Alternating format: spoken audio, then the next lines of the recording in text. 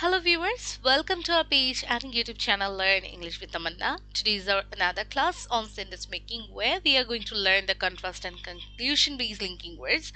Those who have already missed our previous lecture which was on compared and emphasis based linking words, please go check it out so that you can learn the sentence making very well.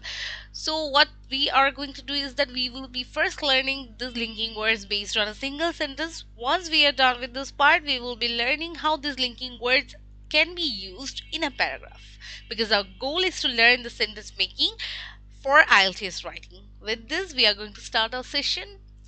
Let's go. Contrast based linking words. Contrast কথাটা মানে কি বিপরীত। Linking ওয়ার্ডস এর মূলত কাজটা কি? Linking ওয়ার্ডস আমার এক আইডিয়ার সাথে আরেক আইডিয়ার রিলেশন বা কোঅর্ডিনেশন মেনটেন করতে কি হেল্প করে থাকে।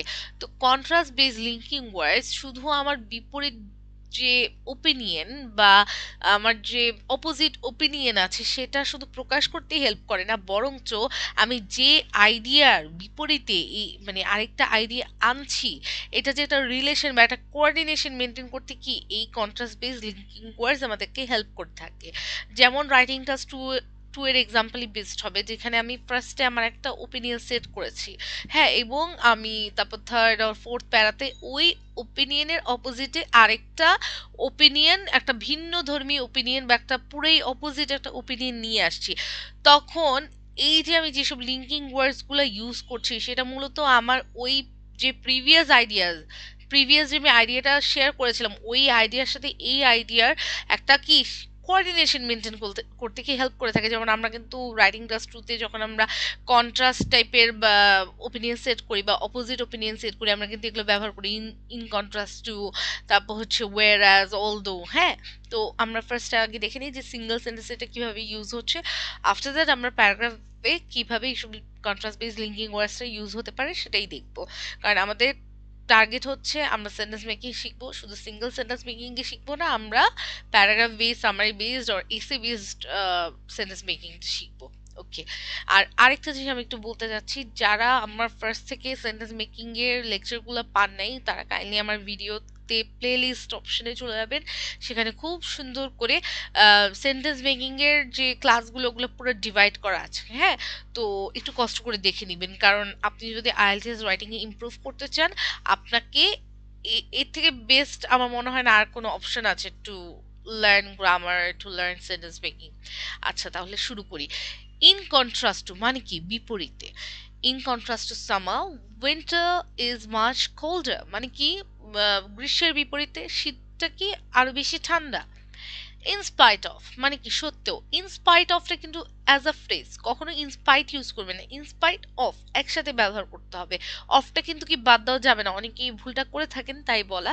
তো in spite of the rain they played outside মানে কি বৃষ্টি থাকা সত্ত্বেও তারা কি বাহিরে খেলছিল। অল্টারনেটিভলি বিকল্পভাবে, alternatively you could take a taxi বিকল্পভাবে তুমি একটা ট্যাক্সি নিতে পারতে। ডিসপাইট মানে কি সত্য। ইনস্পাইট অফ ডিসপাইট সিমিলার মানে সিনোনিমস। হ্যাঁ, মিনিংও সেম, জাস্ট আপনার উইশ যে আপনি কোনটা ব্যবহার করতে যাচ্ছেন। Despite his efforts he lost the race মানে তার কি এফোর্ট থাকা সত্ত্বেও কি সেই রেসটা হেরে গিয়েছিল। ওয়েরাস যেখানে অপরপক্ষে। Whereas she loves cat he prefers dog মানে যেখানে মেয়েটা কি বিড়াল ভালোবাসে সেখানে ছেলেটা কি ডগ বা কুকুর প্রেফার করে। আচ্ছা, নেক্সট ওয়ান অলদো মানে কি যদিও। Although it was late they kept talking মানে কি যদিও যদিও দেরি হয়ে গিয়েছিল বাট তার কি কথা বলছিল। বাট মানে হচ্ছে কি কিন্তু। But he forgot his keys at home কিন্তু সে তার চাবি কি বাসায় ভুলে গিয়েছিল। And the last one is however. হাউ এভারটা মূলত কি বাটের সিনোনিম। আপনি যখন ফর্মাল রাইটিং এ যাবেন বা আপনি মোস্টলি আমাদের আইএলটিএস রাইটিং কি ফর্মাল রাইটিং, রাইট? তো অনেক সময় হয় কি আমাদের সেন্টেন্সের শুরুতে আমরা কিন্তু ব্যবহারটা করতে চাই, কিন্তু বাটটা ওই ক্ষেত্রে ইউজ করাটা কি ভালো দেখায় না, কাইন্ড অফ ইনফর্মাল হয়ে যায়। অন দ্যাট কেস আপনি হাউ এভারটি ইউজ করলে আপনার যেমন দেখতে ভালো লাগবে, শুনতেও ভালো লাগবে, পড়তেও ভালো লাগবে।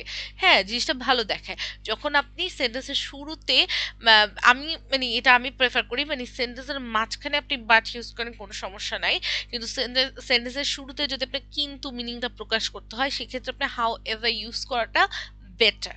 ঠিক আছে? ওকে। তো হাউএভার মানে কি তবে বা কিন্তু। However she managed to finish on time. তবে সে মানে সে কি সময় মতো কাজটা কি ফিনিশ বা ম্যানেজ করতে পেরেছে। ওকে।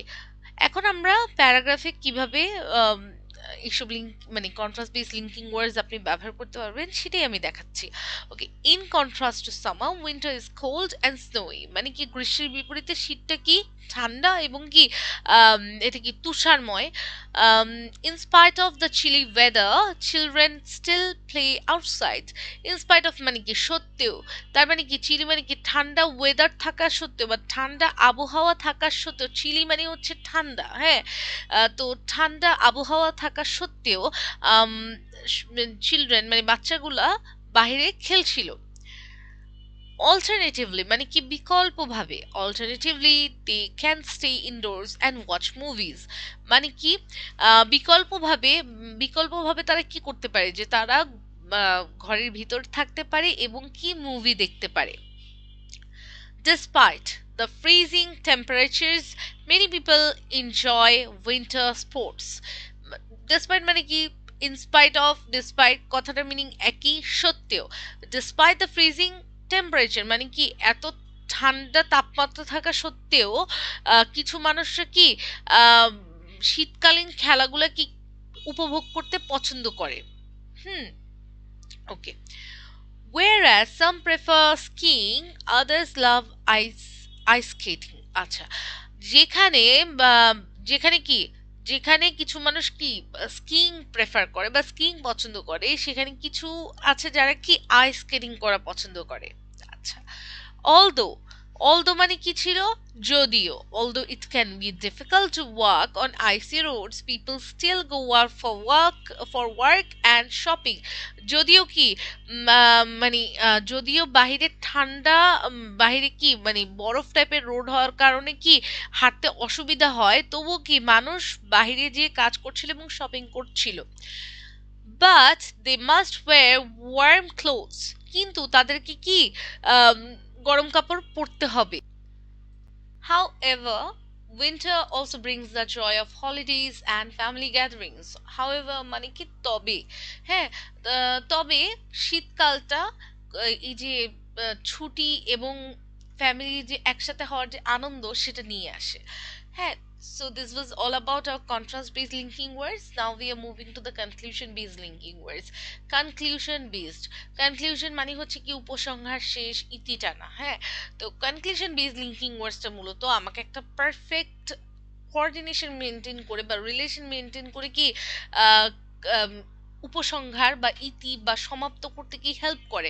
চাইলে তো আমরা যে কোনোভাবেই এন্ড করতে পারি একটা topic, it's not a big deal, but আমি একটা সামঞ্জস্যতাপূর্ণ বজায় রেখে বা একটা কোঅর্ডিনেশন মেনটেন করে কি এই কনক্লুশনটা বা এই উপসংহারটা টানতে যাচ্ছি, এটাই মূলত কি কনক্লুশন বেস লিঙ্কিং ওয়ার্ডস এর কাজ।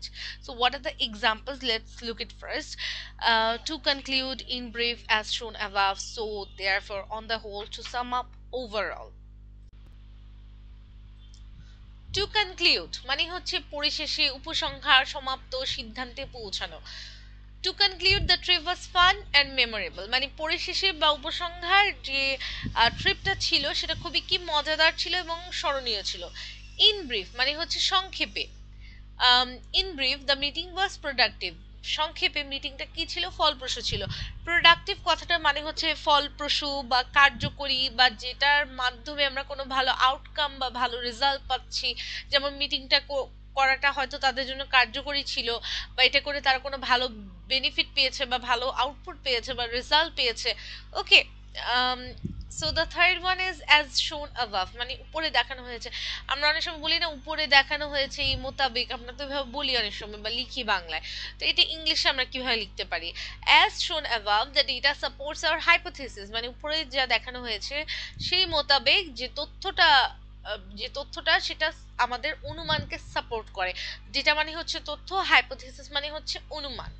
নেক্সট ওয়ান সো মানে কি তাই বা অতএব। So we decided to take a break, তাই আমরা কি সিদ্ধান্ত নিলাম একটা ব্রেক নেওয়ার জন্য।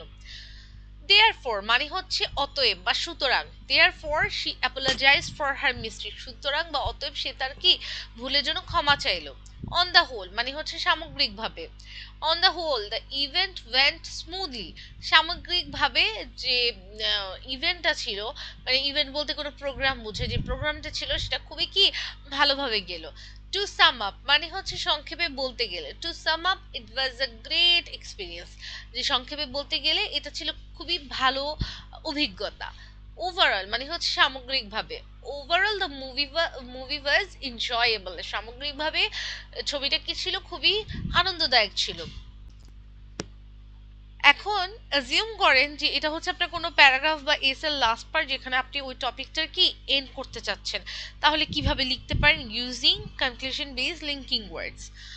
To conclude the school trip was a great experience, মানে পরিশেষে বা উপসংহার স্কুল ট্রিপটা কি ছিল, ভালো অভিজ্ঞতা ছিল। ইন ব্রিফ মানে কি সংক্ষেপে, we visited a museum, a park and a zoo, মানে সংক্ষেপে আমরা ভ্রমণ করেছিলাম জাদুঘর, পার্ক এবং চিড়িয়াখানা। As shown above, the trip was both fun and educational. উপরে যা দেখানো হয়েছে বা উপরে দেখানো হয়েছে যে আম, মানে আমরা থাকে না হয়তো ওই ওই রিলেটেড আরো অনেক ডিটেলস হয়তো উপরে লিখেছি, যেখানে বর্ণনা করা ছিল যে ট্রিপটা কেন মজাদার এবং শিক্ষণীয়। তো ওই ওই অর্থে আমরা লিখেছি যে উপরে যা দেখানো হয়েছে সেই মোতাবেক যে ট্রিপটা খুবই কি দুটেই ছিল, যে মজাদারও ছিল এবং শিক্ষণীয় ছিল। সো মানে কি তাই, সো এভরিওয়ান এনজয়েড ইট আ লট, তাই সবাই এটা খুব উপভোগ করেছে। দেয়ারফর মানে কি অতএব বা সুতরাং, therefore the teachers plan to organise more trips in the future, অতএব বা সুতরাং টিচার কি পরিকল্পনা করেছে যে ফিউচারে এরকম আরো ট্রিপ তারা কি অর্গানাইজ করবে।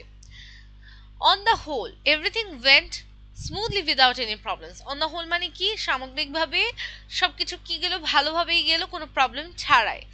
টু সাম আপ মানে কি সংক্ষেপে বলতে গেলে, to sum up it was a memorable day for all of us, সংক্ষেপে বলতে গেলে এটা আমাদের জন্য খুব স্মরণীয় একটা দিন ছিল।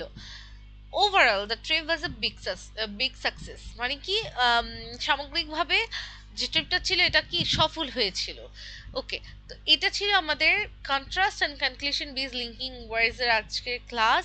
অ্যান্ড যদি আপনাদের ভিডিওটা মনে হয়ে থাকে যে হেল্পফুল ইনফরমেটিভ, আপনারা আমাদেরকে লাইক কমেন্ট শেয়ার সাবস্ক্রাইব করে মোটিভেট করতে পারেন। Thank you so much for watching my videos, have a great day. আর একটা জিনিস বলতে চাই, মানে আমার লেকচার দেখা শেষ হলে obviously don't forget to practice it at home, কারণ যদি আপনি প্র্যাকটিস না করেন সাথে সাথে আপনি কিন্তু ভুলে যাবেন, ঠিক আছে? কারণ যতক্ষণ আপনি অ্যাপ্লাই করা না শিখবেন আর আপনি যতক্ষণ অ্যাপ্লাই না করছেন, হাজারো লেকচার শুনে মনে থাকবে না। তো লেকচার শোনাটাও ইম্পর্টেন্ট, পাশাপাশি কি বাসায় প্র্যাকটিস করাটা ইম্পর্টেন্ট। তাই সবাই ভালো থাকবেন, ধন্যবাদ।